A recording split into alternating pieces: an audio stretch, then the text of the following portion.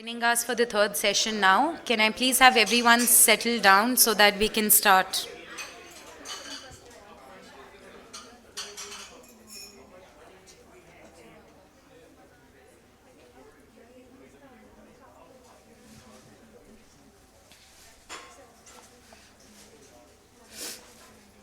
So the third session is going to talk about harnessing behavior change for promoting energy efficiency in space cooling. Again, following the same pattern, we are going to have a presentation followed by a panel discussion, followed by a Q&A round. Any of you who's tweeting or going on LinkedIn, please don't forget to use our hashtag #CoolItDown. So today, firstly, it is my privilege to please welcome our panelists on the stage. Firstly, we have amongst us Mr. Abhishek Ranjan. He has about 2 decades of experience in power and information technology sectors in India. He's currently heading a team in the areas of energy efficiency, demand-side management, renewable integration, and rooftop solar, amongst many others. Sir, can we please have you on the stage?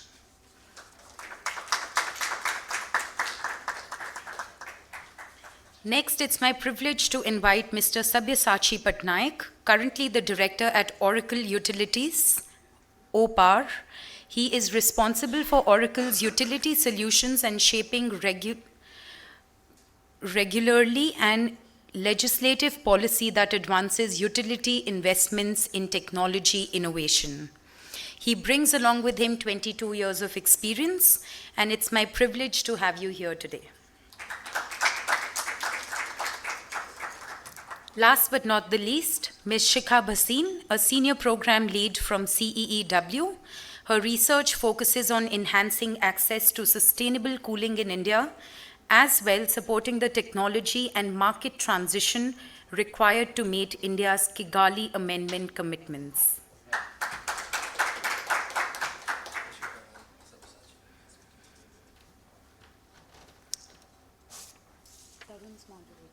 This session is going to be moderated by Mr. Tarun Garg. If I can please invite him to the dais. So without much ado, I'm going to call the presenters on the stage to walk you through the presentation.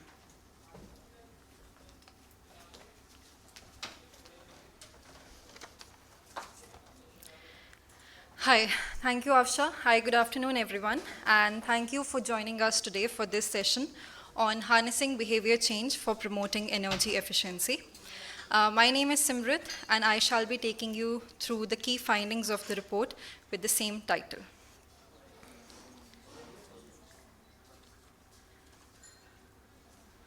I'm sorry, just give me a second. Yeah. All right, so decisions relating to energy use, whether it is indoor temperature settings or adoption of star-labeled appliances, all of these are very intricately linked with human behavior, and they are important drivers of energy use. In last year, energy consumption from residential sector represented 24% of the total energy use in India. And this residential energy use has been growing at a CAGR of 6.7% each year for the last decade. Now, changes in our everyday behavior can help to reduce energy bills, lower carbon emissions, and ease pressure on the power grid. Recognizing that there is a lot of potential for enhancing energy efficiency with policies and programs that are designed to encourage consumers to change their everyday habits, AEEE undertook a review of available literature to put together learnings that can inform the design of effective behavior interventions. Now, integrating behavioral insights into policy making requires assessing the various biases that affect the way individuals perceive or process or understand incentives or information. So I'll be taking you some of the key cognitive biases that are very relevant when we talk of energy usage behavior. The first thing is that people tend to be loss averse. What that means is that people tend to weigh the disutility of losing something far greater than the utility of gaining something. An example that perfectly demonstrates the display of loss aversion in humans can be found in the fact that a product that is labeled as 80% fat-free garners way more appeal than a product which is labeled as 20% fat. Now, the implication for this when we talk of energy efficiency is, for instance, we can promote the uptake of energy efficient appliances by highlighting that what is a consumer losing out on by using an inefficient product, rather than highlighting that what would they gain by using an efficient one. The second thing is that we all abide by social norms. We follow the behavior of others, and we conform to what is socially deemed as appropriate or acceptable. Now, this also has a very important implication when we are designing behavioral interventions for promoting energy efficiency. For instance, a comparative assessment of how your energy usage compares with your neighbors has proven to be very effective in changing consumer behavior. The next thing is that people tend to stick with default settings as much as possible, and they tend to avoid the change, the hassle that is associated with changing. In fact, people tend to resist change even if it works in their favors and would lead to better outcomes. Now, this tendency to stick with default settings can be leveraged by changing the program design. So I'll just give you an example. All of us might not have a problem with organ donation, but how many of us actually enroll for it? Probably none of us. So some countries have effectively utilized this, and what they did was that for organ donation, they chose for an opt-out program, which means that all of its citizens were automatically enrolled in organ donation, and if anybody wanted to choose out of it, they could. And this very small change in program design led to a sharp increase in the percentage of organ donors in the country.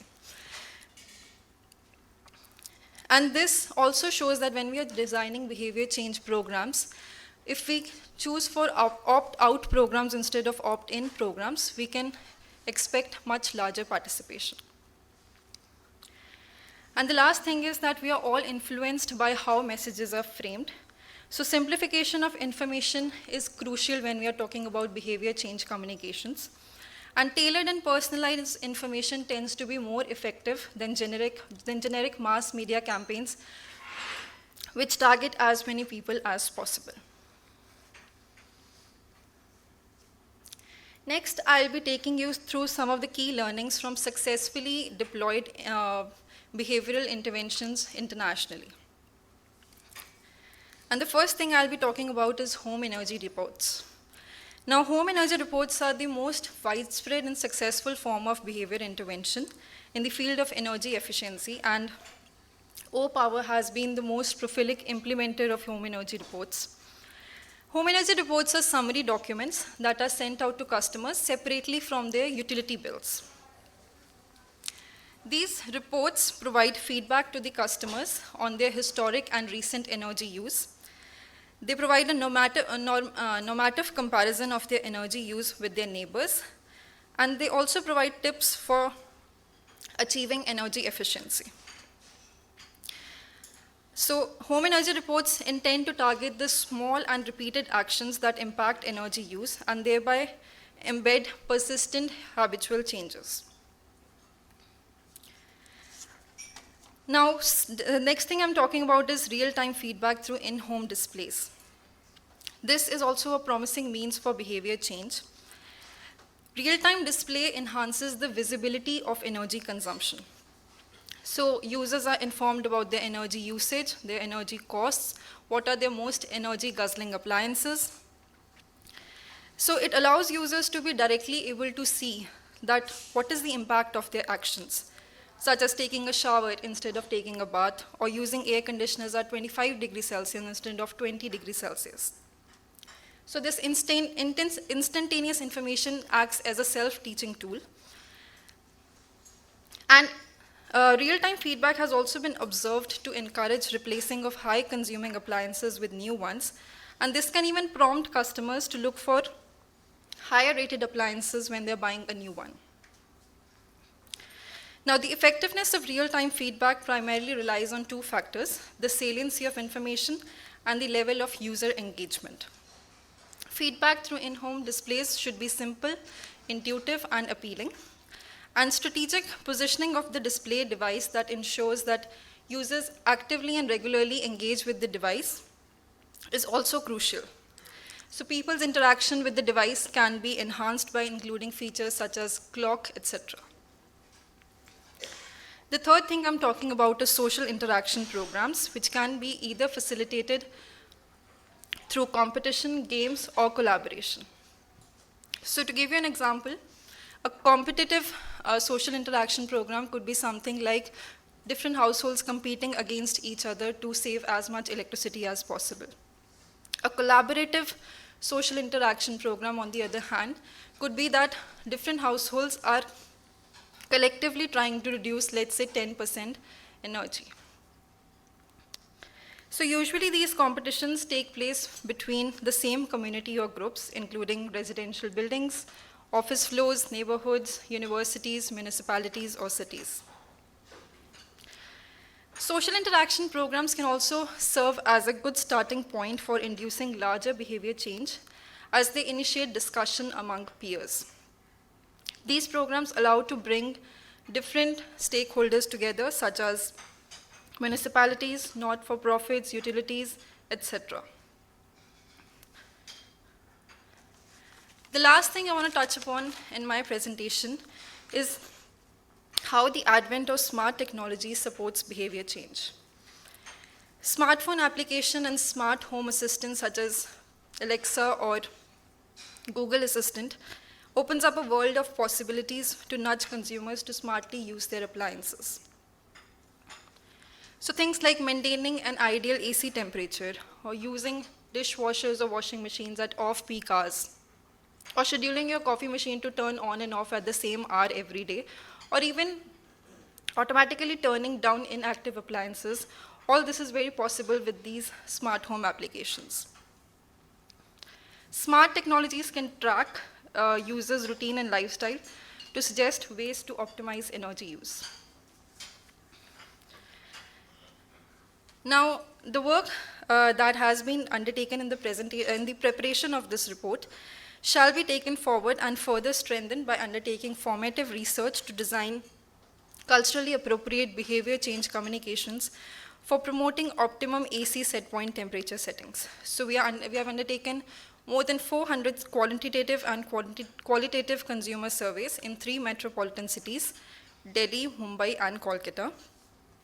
And this research has been undertaken to provide a systematic assessment of the behavior factors or motivators that are relevant for optimum AC set point temperature setting.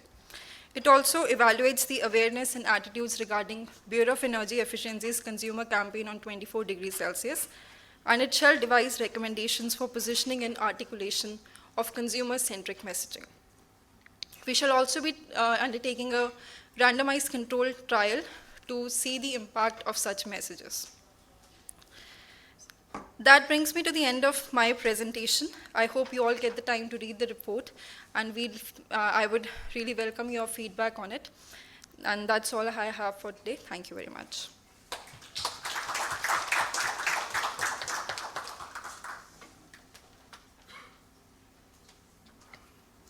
Hello. Thank you, Simrat, for this presentation. I think, considering the time, so I'll stick to maybe 2 questions. One is on the specific questions which I'm going to ask different speakers. And the second one is on rapid fire recommendations, which all 3 of them feels should be taken up for driving behavior change. So I think as we are hearing, especially from AEEE triple sector leadership or approach for implementation of ICAP. So I would, if you look at this table, so we have from public Mr. Abhishek Ranjan from BSES, and then from private we have Mr. Sabyasachi Patnaik from Oracle Utilities, and CSOs is being represented by Shikha, and I myself from AEEE. So I think I'm fortunate to have this kind of panel where triple sector is going to talk about behavior change. So I think First, I would like to know from Mr. Ranjan, concerning the successful Ujala program, if he can share his learnings from the Ujala program and how does he think those learnings can be, first of all, can be replicated, if at all it can be. And so if you can share about your learnings from Ujala program and how it can be replicated to drive 24 degrees Celsius program in India. Yeah, sure. Thank you, Tarun. Regarding the Ujala program, which started maybe a few years ago, and ESL was anchoring that, it was about lighting solutions, making affordable, energy efficient lighting. That was the motto.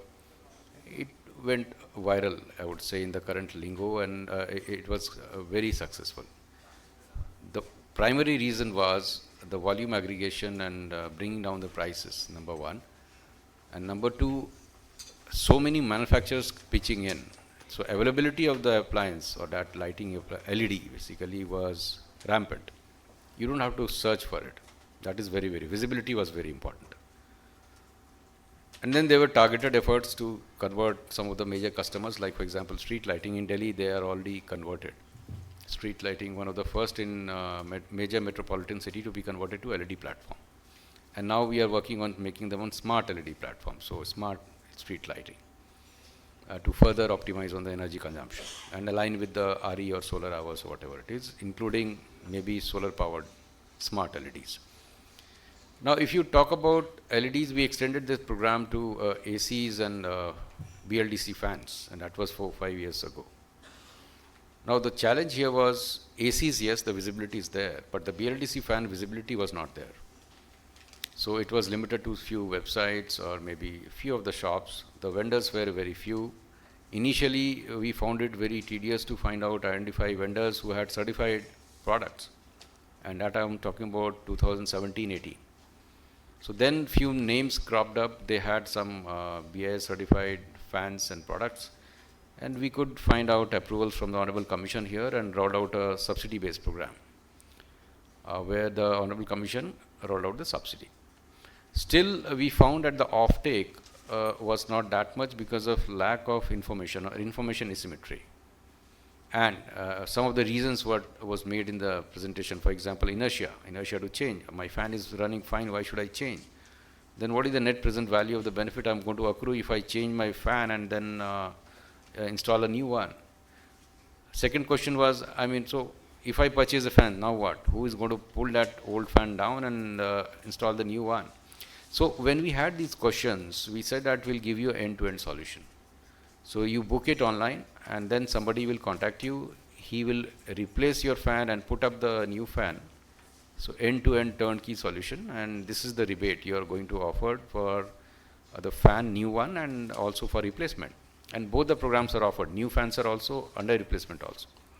We saw some traction. That program is still on. But it needs some kind of tweaking. So we need to also target institutional customers. Initially, it is targeted only on residential customers. So that needs to take effect. For example, public libraries, hospitals, police stations. These are some of the areas where you have traditional old fans still running in. They're not centralized AC, air conditioned, etc., etc. So these are the learnings which we have over the period of time. We have already apprised of Honorable Commission about these things. And they have said yes, they can extend. For example, domestic category tariff is applicable for government departments, government-run schools, colleges, etc. also. We said let's bring them also into the ambit, and they agreed in principle. So with this one stroke, in a single government schools, you could have hundreds of fans and they can be replaced altogether, and these are all competitively discovered prices. So that thing is also taken care of, which is having a DRC support or approvals. So yes, it is slow in offtake because of the reasons which I mentioned. But yes, this has to be pursued on large scale, because simply you see the fan that we use 80 watt versus 27 watt VLDC, it amounts to huge amount of saving. Back of the envelope calculation, if you talk about, they run 10 hours or even 24 hours a day in the summer. And the peak hours, if all of them are running simultaneously, they have potential of over 200 megawatt reduction, the peak. I'm not talking about energy is separate. So that peak reduction of 200 megawatt is very significant in the city like Delhi, for example, where the prices can be, very mind-boggling. You would remember 2 months back what were the pricing on the exchanges. So that is very unpredictable. So this has struck with the government, with the policymakers, and we hope that this will, cater to the future demand also. Tarun. I think very well said in terms of we are also trying to do some work around fans, and I think the point you are making, first of all, visibility is low, awareness is low. I think the next point you're making is the pricing is also very important for driving the uptake of BLDC fans, because I think previously ESL has done some program on BLDC fans, but still I would say it's not at a level of LED lamps, and certainly ACs is something which people are quite concerned about whenever they purchase. So maybe I think if Mr. Patnaik, you can talk about, like Simrat was presenting, role of AI-based technology like Alexa, or sometime as she was saying, that the moment we realize is that this much we are going to lose, home energy displays, I'm saying, not the home energy display, but and maybe learning from your home energy reports as well. So what do you think should be done at the consumer level for driving behavior change? I would say from 24 degrees Celsius, if you stick to that, or you can broaden that as well. Well, I can, what Mr. Abhishek has talked about, the appliances, which in our term, we call it as structural energy efficiency, which is like, more or less replacement of an inefficient equipment to a better efficient equipment. But that doesn't kind of, restrict a wastage or kind of, or inefficient operation. So that's where kind of, behavioral energy efficiency comes into picture. And I represent Oracle OPAR. OPAR was the pioneer in way back 2007. It was used to be a startup, and which brought AI and behavioral science kind of, together. And that's where the technology platform was used to bring kind of, and the language or the design which you talked about, opt-out, which Srimat talked about, opt-out, and this is what we introduced to have a better scalability of the program. And the second is kind of, the messaging, is more of a normative messaging. It's like, how much you lose than that of what you can save. These are all based on the behavioral science, which comes into picture. So can give you a few findings and impact which this particular pilot which we did, and Mr. Abhishek was the champion there at BRPL when we run this program. It was for 2 lakh residential consumers. It was a pilot for a period of 18 months at field, and what we did is that we sent across home energy report. So this is what the home energy report, what we called it as our findings, where we so the platform of OPAR can be used for both AMI and non-AMI. It's kind of, it can be equally used. And the technology is such, it's like, nowadays, the way you all see, it's not we have to adopt to the technology, rather, the lives is being adopted to the technology which is prevalent currently into the kind of, around. So this is what it is. But there is a complexity in terms of kind of, the usage of the technology, the data which we process. OPAR, what it does is analyze, synthesize, and kind of, in a very simplistic manner, it's kind of, send across the messaging to the consumers, which is appealing. And of course, like, behavioral change is not like, over the night. It has to be continuous, it has to be hammered through. I mean, hammered might be a very harsh word to use, but yes, it has to be a continuous process. And what we have seen from the pilot of these 2 lakh residential consumers is we have seen an 82% of program adaptability or positive kind of, response of this behavioral energy efficiency home energy report program, which is to our surprise and to all of your surprise would be is be like, more than that of the world standards, which whenever it starts off in any of those region, in any of the country, so it's like, around 67, 68%, but in Delhi, what we saw is the adaptability, the positive response of behavioral energy efficiency program was 82%. So what else what we found, or impact you can say, of this program, is that we saw a 17% in reduction in this kind of, call volume to the customer care center.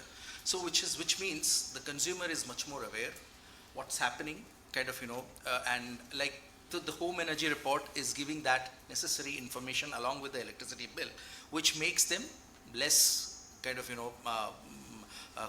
queries or calls to the utility. That means also there is a loss in the cost to supply, kind of, there is a reduction in the cost to supply. The one more findings which kind of, besides many other, would be also is that around 15% up kind of, program adaptability. So with this program, as I kind of, behavioral energy efficiency program, we can also push and propagate many other energy efficiency program, as Abhishek was talking about, BLDC fans promotions, or like, the LED bulbs promotion. So these are the kind of, few findings which we kind of, got it from the pilot study which we have done, and we are currently. So, yeah. And I think certainly 24 degrees Celsius can also be looked at. Yes, yeah, sorry. So that I missed it. So one is like, when we send these home energy reports, again, the tips which is there is very, very customizable and personalizable to the household or to the individual which has been sent. And for that, I mean, one philosophy and one kind of, strong philosophy of what we use is no price, no device for the consumers. So they don't have to have an external hardware, which they sometimes might find kind of skeptical or apprehensive to install one. And there is no extra price for the consumer, like, which they have to find. So along with that, it comes the customizable tips. And that's where kind of, we have done, along with Abhishek, we did a study, and we also included one of those, each degree of, like, if you are going to set the thermostat level to each degree, how much a person can kind of, on an average, how much a person can save in percentage and in kind of, quantifiable table. So that information and kind of, empowering the consumer, making them, that engagement really plays well and kind of, would be propagated in a better way. No, thank you so much. I think moving on to Shikha, I think Shikha, your team and you yourself has done a lot of work in servicing sector. So, and I think we are hearing that there is a lot of awareness issue in terms of driving behavior change program, be it for fans or be it for 24 degrees Celsius. So what do you think CSOs like us, what kind of role we can play? I think some learnings from the servicing sector and whatever comes to your mind in terms of replicating it for maybe BLDC fans or 24 degrees Celsius will be really useful for us. Thank you, and first of all, my congratulations to the entire team at AEEE. What a fantastic day. Thank you for bringing us all together and putting out all of these really interesting studies, which are actually at the starting point, so it's great that we're being able to contribute, to the process moving forward. And that, I think, in part is pretty much what our job as civil society, in the research space is, contributing to the democratization of information, right? Because if we're not going to do that, we're not going to be able to assume that there are going to be new entrepreneurs and entrepreneurs coming into this space, whether it is clean technology or clean technology transformations in fairly old industries like the cooling sector, represents. So I think that's one. And taking a leaf of that lesson, I want to share a few different pieces of work that we've put out in the last few years. We were lucky enough to conclude our randomized control trial before the pandemic hit. So the findings, I hope, are still viable. But in any case, it still is the best public information that exists, right? And I would sort of encourage even our counterparts in government and industry to think a little bit more about, what are the kind of details and data points that they can put out so that others can build on it and, get more of a crowding in, in terms of investments. So when we started thinking about the servicing sector, we know that the formalization is critical because the newer alternates to the refrigerants that need to be transitioned are, either more flammable or they're a little bit more toxic. So we know that the servicing sector requires a lot of attention in terms of, upskilling, training, certification, so on and so forth. And these are all goals that the government very much agrees with, has put forward in the India Cooling Action Plan. But we also recognize that if the customer is not going to be willing to spend more time or pay more attention to their own servicing needs and their servicing technicians, it'll be a slightly moot point. So we started in RCT to understand really what consumer behavior is, when it comes to energy efficiency, usage of their appliance, but also purchase of their appliance. And I don't think it's without a reason that we constantly bring up the star labeling program in this community, because when CEW interviewed more than 400 households only in tier 2 cities, we found that more than 75% of them were aware of the star labeling program. They understood what it meant mostly. 95% of them deemed it trustworthy, 93% of them found it useful, and almost all of the 75% focused very much on that label when they went in to make their purchase of the AC. They all wanted to buy it. Only 14% bought a high-star AC, which is a 4 or a 5-star AC. And the only reason that that was the case was because of the financing difference, right? So this is an area where you see that, okay, consumer behavior has been influenced through an effective awareness program, but behavior has not changed because of other barriers. So you need industry and policy to come together to solve for this. This is no longer a customer awareness issue, right? What remains a customer awareness issue is the servicing aspect of it. When BEE rolled out its consumer awareness program relating to the star labeling program, it focused on the retailers so they could talk to the customer. It focused on industry in terms of mandating the scheme, and it focused on the client or the end use purchaser in developing that customer awareness around it. It did not create a separate strand of awareness to suggest that actually 60 to 80% of your air conditioner's efficiency is contingent on proper installation and preventive servicing, right? So people who have bought it are not actually sure how effective or energy efficient their unit actually is, because not everyone gets a smart meter installed, either for intrusive reasons or for, just not being that interested. But nobody really knows, except for 14% of this entire 400 cohort that we spoke with, that actually servicing makes any difference to their energy savings or to the environment, right? So now this becomes an area where we do think that a customer awareness program or consumer behavior change awareness program is going to be critical if we really want to capitalize, on the star labeling program that we've rolled out so extensively in the country. So I think drawing from this instance, we then sent out messages to these households. We had 3 different groups created, 1 control group, 2 treatment groups. 1 group was only sent messages about how good servicing is great for their bills, and the other group was sent messages about how it's great for the environment. And at the end of it, we saw that the 14% that recognized that servicing makes a difference to their energy profile or their electricity consumption, they were the only ones who were keen on undertaking preventive servicing. The others definitely absorbed the information more, but did not undertake preventive servicing on their units. And I think what's also important here is the supply side of the servicing sector, right? How do you know a good servicing technician from a bad servicing technician, right? They'll come in, they'll do what they need to do, they'll do it in the time you tell them to do it in, and then they will leave, right? And your cooling is great.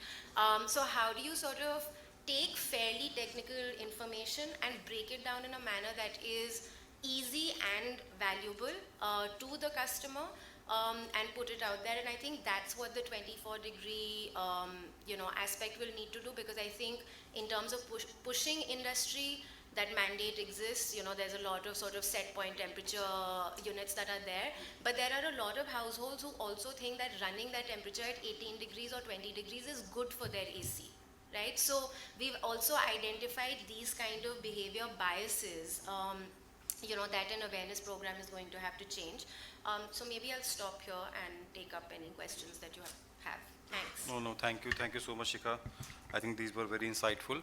And I think we are fortunate to have one of the appliances manufacturer with us. And I would request if somebody from Symphony can share their experience of customer engagement.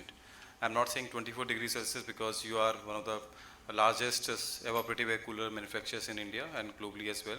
So I think is it your knowledge, because it's not about only 24 degrees Celsius, we are looking at BLDC fans, and AEEE is working on driving energy efficient evaporative coolers as well.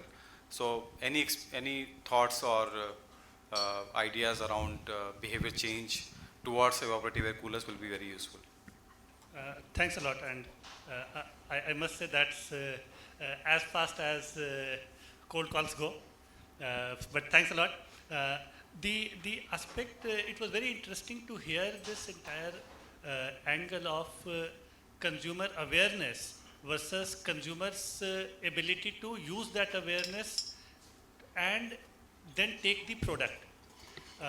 We at Symphony, as an organization that focuses on the evaporative cooling rather than the air conditioning part of the thermal world, our sense mostly has been that the consumer awareness, especially in the let's say lower middle income group, and on the work side of it, which is non-residential, industrial and related areas, our experiences, those are the areas where awareness is still to be the biggest battle to be fought.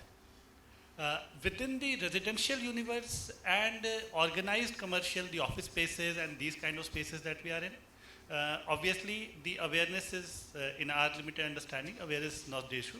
The core issue there is of energy efficiency, and we do see organizations taking steps to work on the energy efficiency and sustainability related aspects.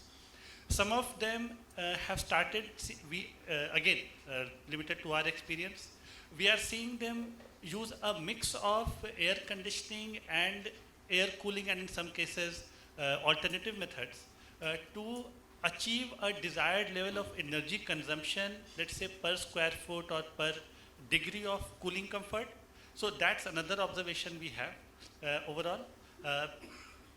All said and done, in summary, we'll need to dissect the entire thing, or maybe cut it into multiple pieces to see there are portions where awareness is the issue, and there are places where the focus on making it both in a sort of cost effective and environmentally sustainable is the focus in the market. No, I think you are quite resonating with what Shikha has mentioned. There are customers where, there is segment of customers where awareness is an issue, but there is section of customers where cost is an issue. And I think servicing also she highlighted, that's also an issue. I think, thank you so much for sharing your thoughts. And I think just to wind it up, a quick fire, I would say, recommendation for behavior change from all three panelists. So starting with Mr. Ranjan. Any one recommendation you think, according to you, should be looked at for driving behavior change?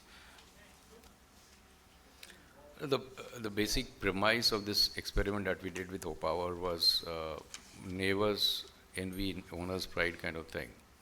So that is a very powerful tool. So we should focus on that instead of telling that this is the benefit of this, nobody listens. If somebody says that your neighbor is benefiting from this, why don't you? That is very powerful. And that was evident in, because what we did was we had monthly shows with them, monthly EDSM, including during pandemic and before that. And they liked the idea, neighborhood comparison. So that's what I'll see, that should be focused upon. Sure. Over to you, Mr. Patnaik. Well, I mean, from a technology provider, I would kind of say that there has to be what we lack or not focused in on the energy efficiency targets or mandate for any of the utilities as such. which isn't kind of, the one which is driving those. And for behavioral energy efficiency, it's new, and kind of, when it's kind of, we have demonstrated and successfully demonstrated, and now when the people are going, utilities get to know, they would be definitely aware of. But one thing which I'm kind of, borrowing from one of my clients' note, which is very interesting, which I'll kind of, read it out, and which is very much to the behavioral energy efficiency. So what he had said, he's the president of National Grid. What he has written, that the cheapest kilowatt hour, which one kind of, is wish to have, is the one which you don't consume. And the lowest emitting kilowatt hour is the one which you don't emit. So kind of, and this is very much possible with the intervention and behavioral kind of, nudge messaging and working along with the consumers and the utility. So that is where kind of, I come from, and that's where it's kind of. Over to you, Shikha.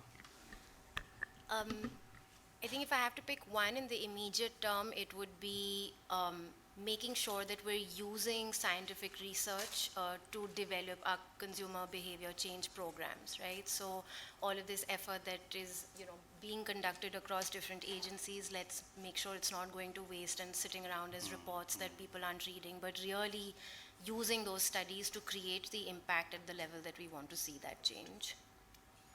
No, thank you so much. I think we can open it now for question and answer from the audience. Anything from, we have, I think, 5 minutes.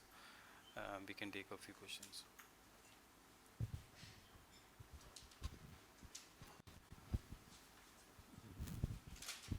So hi, I'm Prabhat Goel. Going by Shikha's observation that operations and maintenance contributes mainly to the energy efficiency and the energy numbers in the life of operations of any equipment rather than new equipment, is it time that the regulators also looked at it and basically set up the green building programs based more on reliable numbers that are collected from the buildings rather than just the design aspect, is the question. Sure. So I'm not a buildings expert, so I will not actually be able to answer the second part of your question and do justice to it. But in terms of looking at the data that's coming out, keeping it regularly updated, putting it out within the public profile, in the public domain, without scrutinizing people's democratic rights, I think is a move that we should all support. On the second aspect of it, which is standardizing the efficiency over the life cycle, right? So not just looking at the servicing sector and formalizing it and really try to mandate good servicing practices. There is a lot of movement from different regulatory bodies, including the Bureau of Indian Standards, including various industry associations that are supporting the BEE as well as the ozone cell, in actually identifying what the long-term efficacy and efficiency of different years of products is looking like today, so that over time we can then create policy mandates to get some of those to go out of the market system and effectively bring in newer, more efficient, lower global warming potential units. Thanks, Shikha. And, Abhishek, particularly the question for you guys is the retirement of the old non-efficient product versus new one. That is the most important behavioral change, particularly the product like air conditioner is important. And even the fans. Now you mentioned about the BLDC fan cost versus the 80 watts versus 27 watt. Now, what sort of the incentive you think, additional incentive are required really to trigger that behavioral change? Very important is pricing signal. So what we tried to do was, with the help of the commission's subsidy amount, we tried to equate the price, the landing price of the fan, of a BLDC fan, close to a typical AC fan. We were not exactly close, but pretty close. So a typical BLDC fan is available 27 watt at, I think, 1200 rupee. after subsidy under replacement. And a good quality AC fan, which is 80 watt fan, is around 1000 rupee or something, good quality. But you have fans at 500, 600 rupees also, which are lossy fans. So the idea is to bring down the prices close to that, so that then they can think of, okay, the price points are same, why don't I go with the BLDC fan? Number one. Number two, we have to make them believe that this is not going to fail. I had personal interactions with good consumers who are good senior officers in their own rights in their government, and they took some time to get convinced. But they were convinced, and now they're happy users of it, and they're advocating it. For example, these are all remote controlled fans. You can time them. Speed can be timed. Gradually, you can reduce the speed while you go to bed. You can program it, and gradually, hour after hour, one point by point, the speed will come down. These kind of features, if they are offered within the same 1200 rupees price point, which is over and above a plain vanilla regulated or regulator based fan. So that is a very, very important value proposition, but it has to be make understood to the consumer in a language she understands. So that is what it is. So energy efficiency has to be featureized or bringing the behavioral change. Just by saving watt saving, it doesn't change. You need additional features when you use custom. Exactly, yeah. Thank you. I think Dr. Sanjeev. There are two small questions. One is about when you do the structural or behavioral efficiency change, do people really understand what is energy efficiency per se, other than just cost saving? Obviously, it's a larger concept. Second, are there variations by gender or by SES behaviors? Third, a small question about 24. 24 is a very... Sorry, I didn't understand the second question. Is there a gender angle to the story? Gender, okay. That whether young, old, male, female is a variation, or socioeconomic class? By when you said if you have HERs or you have AI, obviously it's a different class we are talking about. It's not universalized. Third question is very simple about 24. 24 is a very different behavior than buying or servicing. Right? So 24 is a very personal behavior for old people, for young people, for people who are working, people who are coming out from offices or monsoon or hot. How does the 24 behavior per se gets understood and regulated if it is only single AC in the home? Yeah, okay. Thank you for those.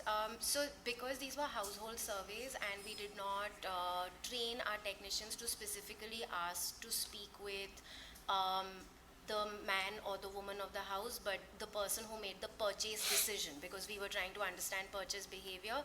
80% of our respondents were male. Majority of them were under 50 years old. About half of them completed undergraduate degrees. Only a little over a quarter graduated from school, from the other half. The monthly income median value was around 35,000 a month, and 12% of the respondents had more than one AC. Right, so this is sort of the demograph. When we were asking about energy efficiency, it was with the very simplistic understanding that your AC uses less energy and therefore your electricity bills will be lower, right? That was the simplistic understanding of energy efficiency. But in a lot of cases, it wasn't even about energy efficiency and what their understanding of it was just about what did they know of the star labeling program. So whether they even understand energy efficiency as a concept in and of itself, I can't actually say that with any authority. It was much more to do with, do you understand what this scheme is, and that this scheme basically tells you how much electricity savings you will have compared to other ACs. That's how they understood it. I think I'll kind of, no, I can't talk about the 24. I think Abhishek might be the one, but I'll pick up for what you kind of talked about, if it is a gender thing. What we have seen when we roll out these OPAR, home energy, behavioral energy efficiency program, home energy report. So at the start, we focus, or we call it as a paper-based program. So when I say paper-based program, so this home energy report goes to the individual or to the household by mailer. And that's what we have done in Delhi as well. And this, what we have seen here in India as well, and in US, global practices, is that this home energy report becomes a discussion point. Maybe over the dinner table or somewhere when they come together, what is this home energy report, where we are, and why we are. I mean, this is kind of, of course, the youngsters play a very, very crucial role in this kind of, and when we compare, as Abhishek mentioned about how we do that, we do this peer-to-peer comparison or locality comparison. It's not always what we have seen is the cost, okay, I mean, you can reduce your monthly bill. It's not, energy efficiency is much more than that. It is more kind of, minimizing the wastage and using the smart appliances, but in a better way. And this is where kind of, we feel is that this home energy reports is a conversation table, and youngsters plays a very vital kind of, instrumental role. That gives that competitiveness. It's not about the money, but yes, if we are in the tier 3, how we can kind of, go to the next level. So that's how the behavioral science, and that's where we kind of, come into. I think, thank you so much. Thank you to all the panelists, and thank you to all the questions asked by audience. So we are coming to the close of the session, and over to you, Afsha. Very quickly, I'm going to invite Ms. Simrit to please felicitate the guests. So, Simrit.